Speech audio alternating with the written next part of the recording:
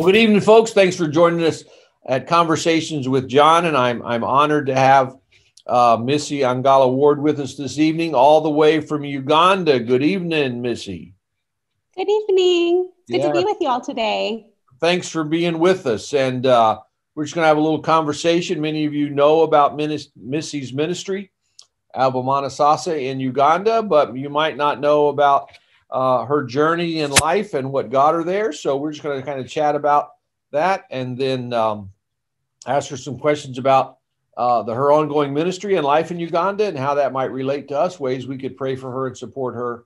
And we just look forward to a good time together. So Missy, tell me about yourself. Where'd you grow up? Where'd you grow up as a kid? All those kind of wonderful things, your connection with St. Pete. Let me know about you. Okay, so I grew up in Merritt Island, Florida. So I lived the first part of my life in Merritt Island. I am a Florida girl through and through. And I actually went to college in Middle Georgia, so in Macon, Georgia. And then I went to seminary at Atlanta. So I call Florida home, and that's really where my family still is, and it's where I grew up on the coast of Florida, and so I really love the ocean.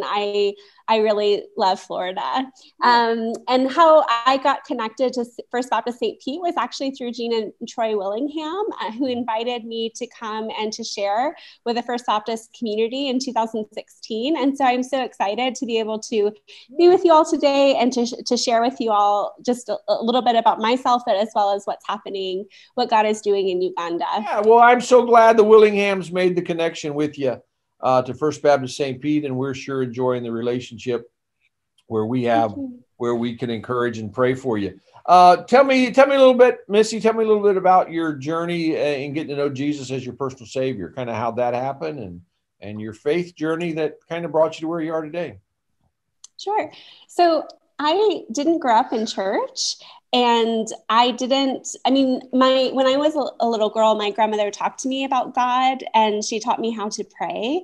But our family, even including my grandmother, didn't really go to church. We were more of the Easter and Christmas people who went to church on the major holidays. But when I was in high school, I had a person who sat in front of me in my biology class who I became friends with. And it was the end of our first year of high school. And she said, would you like to come to youth group with me? And not going to church and not like really being familiar with what churches did or right. I was surprised that there was this special church for youth. So I thought, sure, I'll join. And I really enjoyed the service that evening. And I enjoyed the fellowship of being together with other kids and talking about the Bible. And it was just curious to me to learn. And that following Sunday, I decided to go to the main church service. But just a little bit of background about me. I was bullied when I was in elementary school. And so as a child and as a teenager, making friends was really hard for me, because it was hard for me to feel accepted and to be around other people who were my age. I had just a few friends. And so when I went to church that Sunday, I remember walking up to the front steps of the church, and the greeter that morning was this lovely woman who had this short hair and glasses. And she just said, "You're welcome here," and introduced herself and gave me a hug. And it was such a profound moment for me, because it was the first time in my life that I felt such love from a stranger. And I wondered, what's so different about her? Why, awesome. So I went to church that day, and I just kept going back because I felt just that this was such a warm and loving community. And through that community, the love that community shared, I came more and more curious about Jesus, because I saw Jesus in them, with the way that they were willing to accept me and love me as a stranger. And so I gave my life to Christ when I was in 10th grade and got baptized. And just started becoming more and more involved with youth group and church.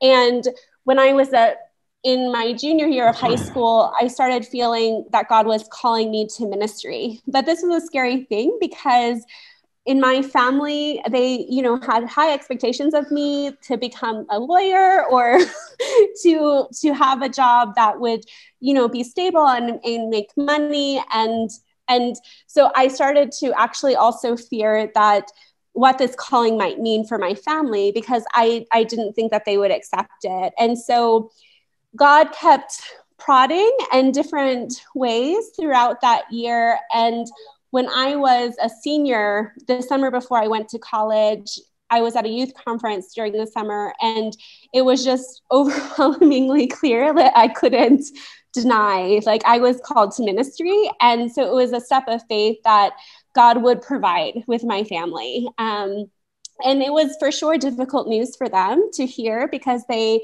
loved me, and they also knew that it wasn't just a calling to ministry, it was a calling to international missions, and the fear of leaving home, leaving the country, being outside of their safety and protection. And they had a lot of fear, and it was very hard for them. But I also had a community who came alongside of me during that time and really encouraged me and poured into me during that time where my family was having a really hard time in understanding. And so when I went to college, that God just kept developing that calling. And it was my junior year of college where I was writing a paper on understanding the history of how violence has been used against women in war. And during that paper, I realized that during the Rwandan genocide, people were prosecuted for the crimes that they committed against women, the sexual assault that were committed against women, but those victims in parts of Rwanda were shunned from their communities, and they didn't have access to services. And I thought that was so heartbreaking, because for violence to be committed against someone and for someone to feel so much shame, but for them to never have the opportunity to heal, for them to be blamed, was such an injustice. And God really placed it on my heart that I was called to do something, to start a program for refugee women in an area where there weren't services for women who experience gender-based violence. And so God made that calling really, really clear. Then things just went from there. As I went to seminary and as I served in Uganda for the first time, God just made that calling even more clear. And it's just been amazing to look back and see what God has done and where God has brought me.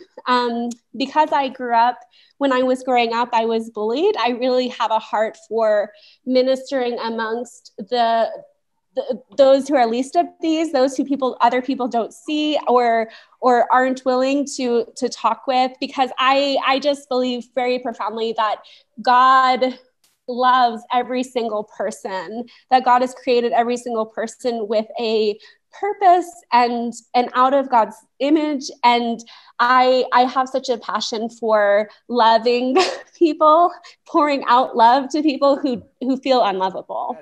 I love the fact, I love a good student ministry story, number one. where student ministry impacts somebody. I think that's tremendous. And then the sheer simplicity of a greeter welcoming you into a community is huge. I mean, that clip of this video should be the banner video for everybody that wants to that's doing the job of a greeter, of how very important they are. That's crazy. And then I'm glad you mentioned it, because I was going to ask you, in the reality of being bullied as a child, did that kind of and you said it, that kind of softened your heart to other people that had experienced something very similar to you, right? Yeah, people who had experienced things for me of not being accepted for who they are or being judged for what they looked like. But it also, I think for me, it softened my heart and opened my eyes to seeing people in a very different way, trying to see past what they looked like or kind of, what they're showing at first, but like looking deeper. And the reality that often, I mean, right now, the work that we do with working with refugees, someone might come and say, I'm fine. But the reality is deep down, they're not fine. They're really hurting and things are not okay. But culturally here, it's except you're supposed to say, I'm fine. So I think God has used that experience in my life to make something new of it and to allow me to be able to use that experience in a beautiful way. Like I believe that God makes this beauty from ashes, and that part of my story is just one example of that, of God using this really hard experience of being bullied to now giving me the opportunity and the heart to use that for ministry. Right. Well, thank you for putting that. Because I didn't want to ask that. I didn't want to say, "Hey, do you think God's using your bullying?" But I think there is that God redeemed that story and made it something that God can use, and something that God can use you to help folks in that same situation. Absolutely. Is Jesus doing something specifically in your life today? It's good to talk about what Jesus did a long time ago. What's he doing with you today? John, my faith has grown so much from being in Uganda. Faith is such an integral part of the communities here. So one example of that is that you often will see faith sayings on the back of minibuses, on the signs of supermarket. I mean, one supermarket just close by to us is called God is Able Supermarket, or the taxi might have different like scripture and different sayings. Very cool. But I feel like the community of faith here in Uganda and amongst Christian communities in our refugee communities are very strong. And they have such a strong faith in that they've been through so much, especially our refugee communities, and to know that God is with them and has been with them, I think for me has really stretched my faith, just to see the level of their faith.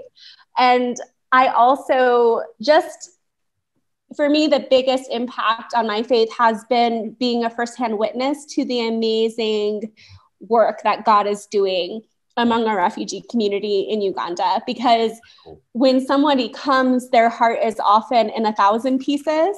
They have no hope. They've come from such difficult situations. And oftentimes when they arrive at our office, they're in such difficult situations.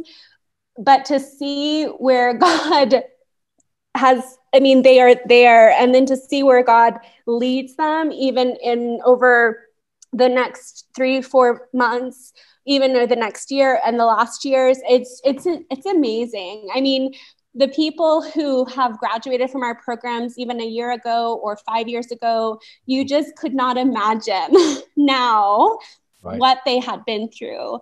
But to me, that's for sure a testimony of the power of God at work, and the power of God to transform. And for sure the power, as Paul proclaims in Ephesians chapter 3, verses 21, that we serve a God who is able to do infinitely more. And that gives me so much courage when I feel down. I just remember like, wow, this is what God has done in this situation. And I know that in this current situation, God will continue to be faithful and move. And so my faith has grown a lot over the years, but it's also been through being a part of a community here that has very, very strong faith.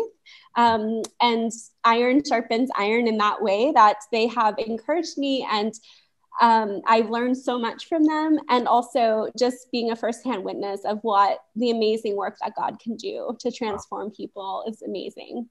Yeah, I love that passage you quoted where he's able to do more than we could even think or imagine, beyond our wildest expectations. And I hear you saying that you see God come through in those ways so many times. Very neat, very neat. So you had this experience in college. You wrote this paper. How did all of that cause you to end up in Uganda in the middle of Africa? So after I wrote that paper, I finished my junior year, finished my senior year, and felt called to go to seminary. And during my first year of seminary, I learned of an opportunity to serve in Uganda through CBF student internship program called Student.go. So I applied and was accepted. And after the fall of my second year of seminary, I had the opportunity to go for the full semester. And I remember arriving in Uganda at the airport and being on the driving from the airport to where we were going, to the capital city, and just feeling immediately at home. God just gave me that. Wow. Like, I just felt like this is where I was supposed to be. And as I was in Uganda, I was working with an organization called Refuge and Hope, which is directed by CBF field personnel. And their community center for refugees was very small at the time. They had about 12 students, and I was going to teach English and tutor the very beginners. So as I began teaching and tutoring, I began to build relationships with my students and realized that some of my students weren't safe, and that they needed more than English classes or computer classes that Refuge and Hope was able to offer with a small staff, and that was their focus area. So I had one woman in particular who was an 18-year-old Rwandese refugee who grew up in the camps of Congo and just went through so much violence early in her life and was abandoned by her parents. And as she arrived in Kampala, she came alone. She didn't have a place to go. She didn't speak the language and was taken in by another refugee family just temporarily. But as she came to class one day, she gave me a note and she said, "Teacher, this is my story," and which I just kind of summarized. And in that letter, she said, "Please help me. I want to have a safe place to stay. I want to go to school. I just want, I want a good life." And as her teacher, and with the background of working with nonprofits and helping often women who have experienced violence, I knew that she needed more than just safe housing. She needed the opportunity to heal from what she had gone through and to be empowered, because so often in Kampala, and I witnessed this, is refugee women in this kind of situation were often trafficked, either forced to work in a home or trafficked to another country or forced into prostitution. And that is just such an injustice, because I mean, for anyone to have gone through, but especially for someone who had already gone through so much violence, to then be subjected to more violence in a country where they were seeking peace. And so God really placed it on my heart to do something, because at that time for my student, there were not resources for her. There wasn't a shelter for refugee women. There weren't comprehensive services that I know she needed. And so we did the best that we could to help her with safe housing. But God placed it on my heart at that time that I was supposed to move back and do something about this and start a shelter for refugee women. And so that led me to come back to the States after finishing that semester, finished seminary over the next 2 years. And I continued to go back to Uganda during the summers. Right. And then I moved to Uganda in March of 2013 and was able to then start a social work program through Refugee and Hope, and then began what would eventually be Amani Sasa's programs through starting the shelter, continuing to expand that shelter program, and then also add other programs. I mean, at this point now at Amani Sasa, we don't just work with vulnerable women, we also work with vulnerable moms, vulnerable children, vulnerable men. And so it's really just amazing to see what God has done over these years. But my calling to Uganda was centered on this student and her story of wanting to do something to help her, and just finding it unacceptable that there weren't resources for women in that kind of situation. Wow.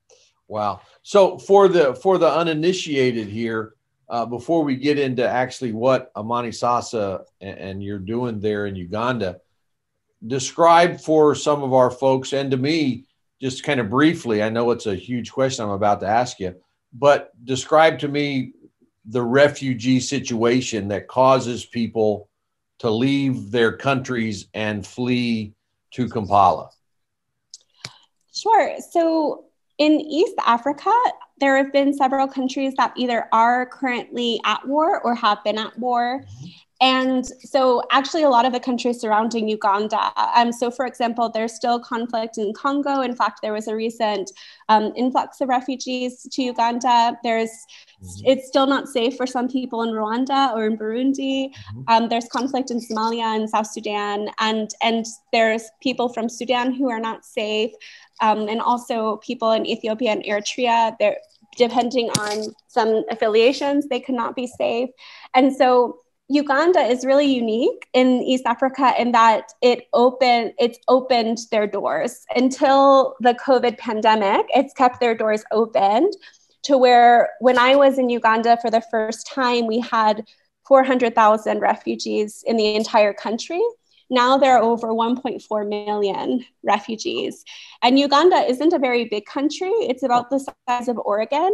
And they have opened their doors and have welcomed refugees to come, because people who are in the surrounding countries where there are conflict or persecution, they're not safe. They're forced to leave their homes in very tragic circumstances, or maybe they're a part of a ethnic group or a certain group that are not accepted. So for example, in one of the countries that we work with, it's not acceptable to be outside of a certain faith. And so if you are outside of that faith, if you, for example, wanted to become Baptist, or if you wanted to become Protestant, you would not be allowed. And so there are house churches in that country, but people are persecuted and they're put in prison for their faith. Wow. In certain countries to the south of us, there have been youth who have been targeted and have had to flee their country because it wasn't safe. And I mean, we have a young man in our ministry who fled his country because there were gunshots at his school, and his mom didn't want him to be targeted. And so she sent him with another stranger to Uganda because she was so desperate for her son's safety. And imagine being a mom, I mean, forced with a choice of your son could die, or you might have the opportunity, he might have the opportunity to at least be safe. And I mean, not targeted in another country. It's really quite difficult situations and choices that refugees often have to make in very long, complicated journeys. Oftentimes refugee families, if they've fled at the same time, maybe from their home, they're often separated. It's estimated that it's almost half of refugee families are separated when they're fleeing, because it's, as you can imagine, soldiers coming into a community and attacking the village or attacking the community, everyone runs. And some people are captured or they don't make it. And so it's really, really tragic circumstances that refugees are experiencing. And so when they come to Uganda, they are often coming heartbroken. Their hearts are in 1,000 pieces. They have high levels of trauma. They often come with just what they could carry, right? It's not like planning on leaving for several months and having suitcases or bags full of things. They're just coming as they are. With maybe just a few things. And so it's really hard for them as they come. The Ugandan government has opened several more camps in Uganda. And so the Uganda actually hosts one of the largest refugee camps in the world now in northern Uganda. It's called Bidi Bidi. It has over 200,000 refugees living there. And as refugees come, if they're living in a camp, they have the opportunity to have a small area of land where they can cultivate, they can farm. They also get food rations, and they're allowed the right to work. But what's unique in Uganda is that refugees also can move to the cities. And so what happens is that, there are very limited rations in the camp. There are very limited schools. And so refugees being in the camp, they want to have more opportunity. They want to have a better life. And so what they'll do is they'll come to the cities, they'll come to a city like Kampala, which is the capital, right, in search of a better life. But what happens is that they get stuck because they don't realize how expensive it is to live in Kampala. And so what ends up happening is they end up in very vulnerable situations where they might be homeless, where they might be trafficked, where they don't have food, where they can't send their kids to school. And so our ministry seeks to work with refugees here because they are very, very vulnerable, and there are very few organizations working with urban refugees. Wow. Thank you. It's horrendous, isn't it? It really is to think about.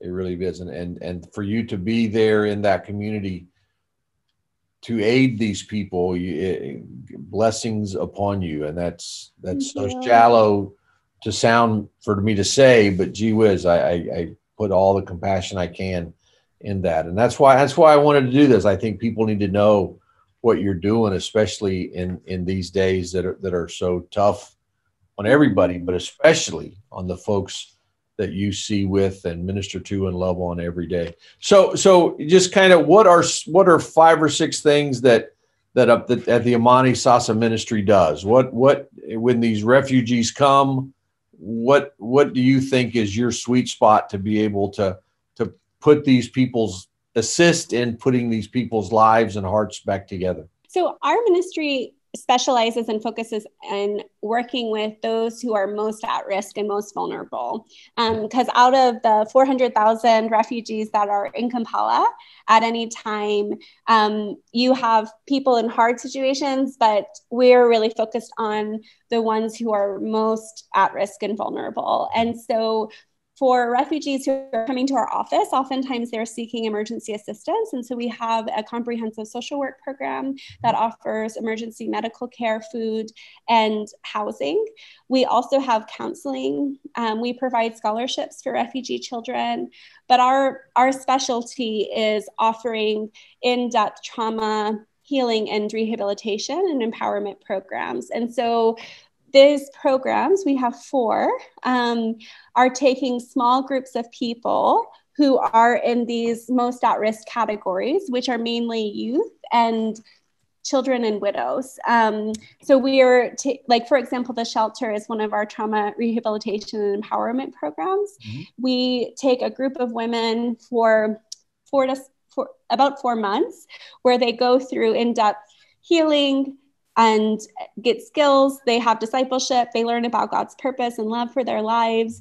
But they're housed at a shelter, at a house. So all of their medical needs, all of their food, everything, they have safe housing. And that provides them the stability to do the in-depth work that's needed in order to really be able to heal at least begin to heal from the trauma that they've been through. Yeah. But it's beautiful too, because they also gain this community. So oftentimes women or children coming into the shelter, maybe they're actually alone in Uganda. Maybe it's just the mom and child, or just the person, the woman, and she doesn't have family, she doesn't have friends. But when she comes into the shelter, even though women are from different countries and cultures, they are like a little family. And that's beautiful to see, because they have this ongoing community as they leave and as they seek to rebuild their lives.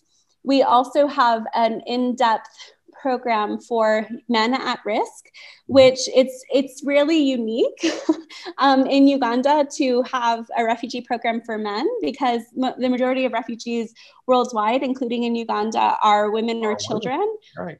But we've seen over the years in working with refugees, especially through our social work program, that they're men who are young and homeless and in certain categories are really, really at risk. And so 3 years ago, we started a men's ministry, and that program has continued to grow. Right now we have 15 men enrolled.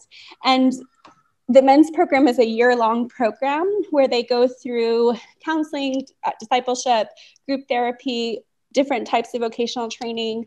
They play sports each day.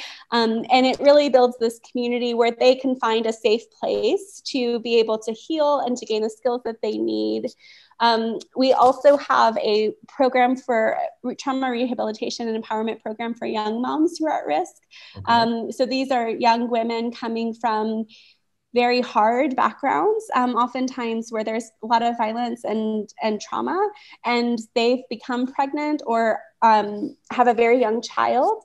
And because they're vulnerable at risk, their baby is the most vulnerable and at risk. Because if a parent is not mentally or physically stable or doesn't have housing, that child is at risk on so many levels. Wow.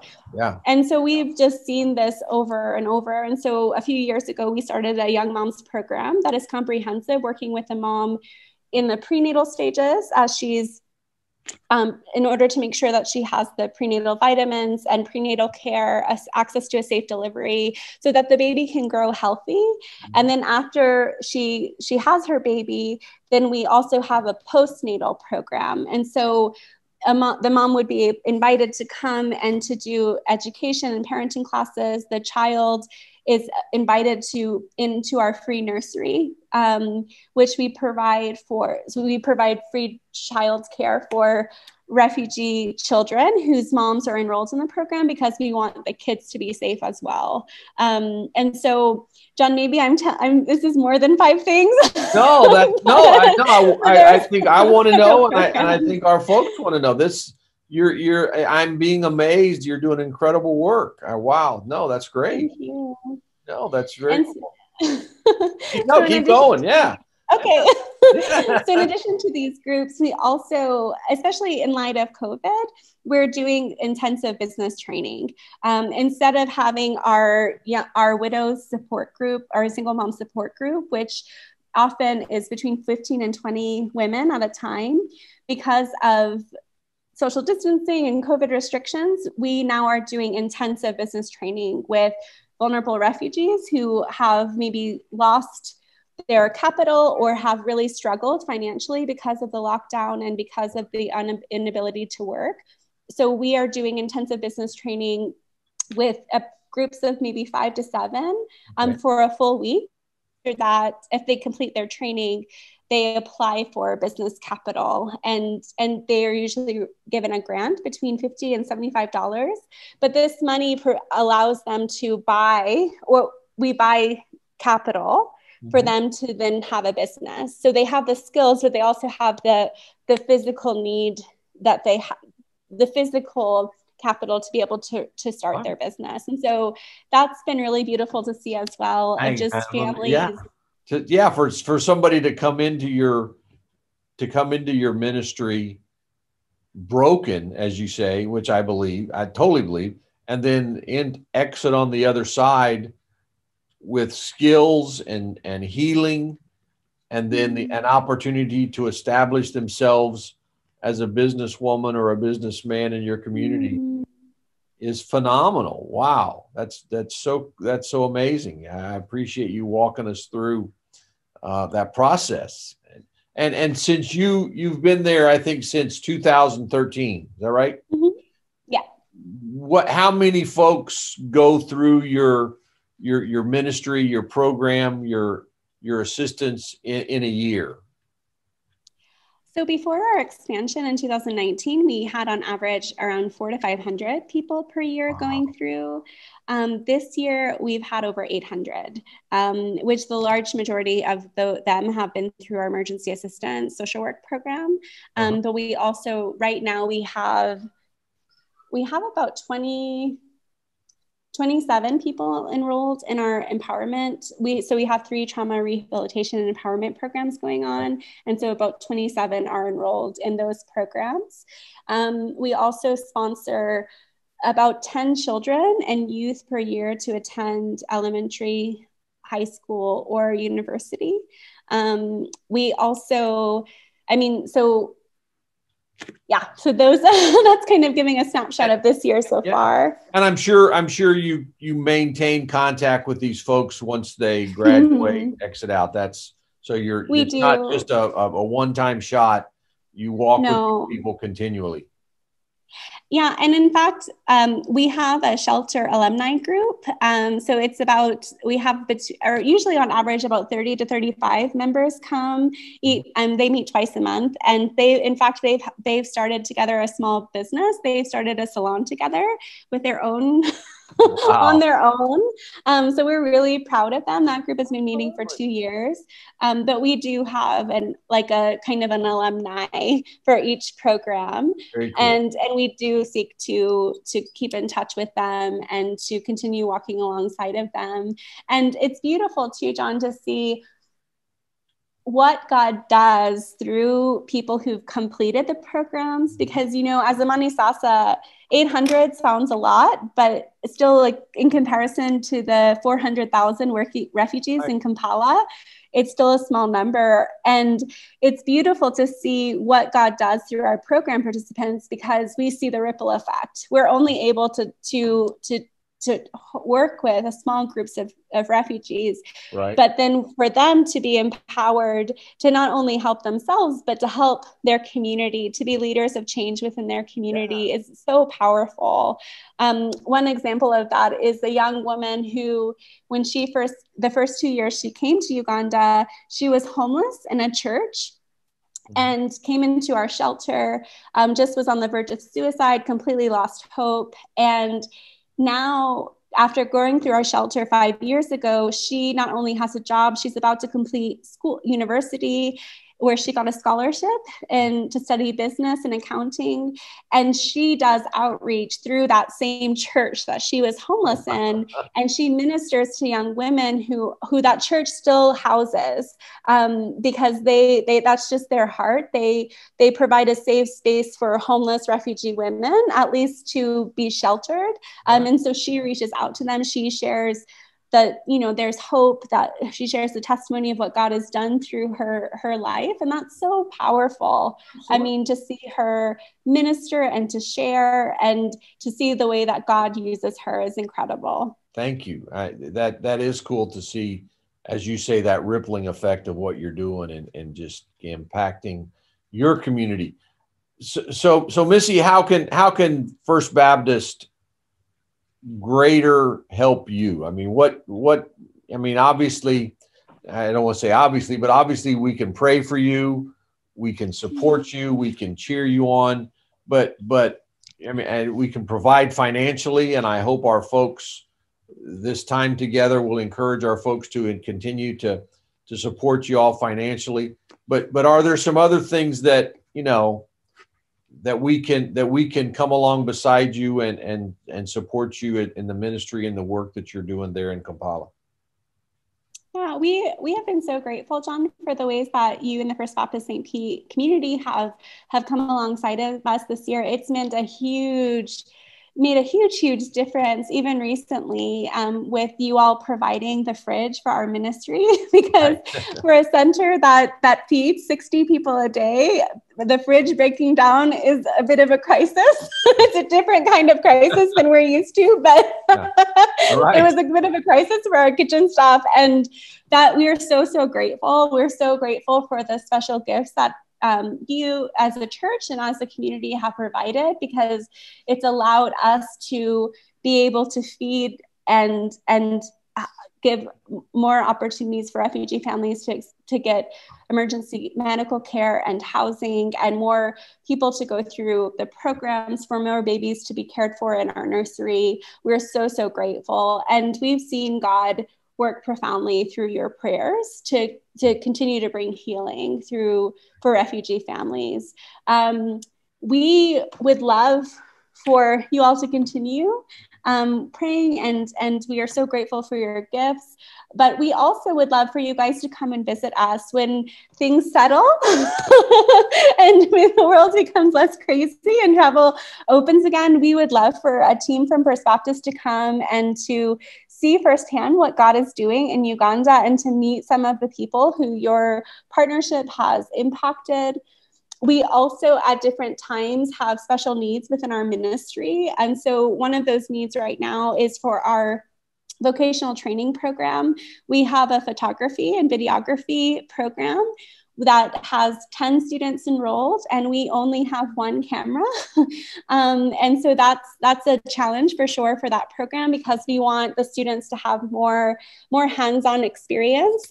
Photography and videography and sound are taught at our center because that is a job and a skill that people can make a very good living wage on, because events and parties are a big part of the culture here in Uganda and the community. Since we live in the capital city, you have usually the very, very wealthy. We have a growing middle class, and then we obviously have a large group of people living in poverty, but you still have those other classes. And so photography and videography is a wonderful way for people to get a living wage and to support themselves. So that's one of the needs that we have, the very specific needs that we have for our ministry is for a new camera for our photography and videography class. We will. I'm so thankful that we were able to help with the refrigerator. And I'll just go out and say, anytime there is an emergency / immediate need you have, please let us know, and we'll do what we can to help. We will, and I am all with you on as soon as we can get a team together and the airways open up a little bit more. We'll start that planning and preparation. And I'll also just today go out on a limb and say, you email me the kind of camera that you're looking for, and we'll see what we can do about that. So I don't want to just send you a little Kodak or an old Minolta. I want to get you what you need and state of the art. And so please do send me an email of the specifics of what you're looking for, and we'll see what we can do. I think we could work that, because you're speaking an area that I love, technology and videography, and we'll see what we can do to help you out that. So Missy, as we close out, you are very hopeful. Obviously, the ministry that you're doing provides real hope to real people. But I always like to kind of wrap up these conversations to ask people, what gives you hope in the world? And I don't want to assume I know the answer, but Missy, what gives you hope for the future, hope for the world as you're sitting in Kampala today? So the name of Amani Sasa means peace now, but it's really this desire for a biblical peace for our refugee families. And it's this desire for shalom, this wholeness. And I'm just encouraged because over time, throughout the history of time, God has brought wholeness from chaos. And we see that in Uganda. We see God bringing broken hearts back together. And we have seen, even during these difficult months of the COVID pandemic, ways that God is working through just even very simple things, and ways that we can't see or recognize at the time. And one of the things that I constantly remember, especially on a really difficult day, is during the lockdown, where families were in such dire situations and they went days without food. We were trying so hard to deliver as many refugee families food packages as we could. Right. And the testimonies that they shared, there was a family of 8 who hadn't had food for 4 or 5 days. And as we brought them food, you're fine. Oh, you're showing your heart, and that's awesome. We brought them food.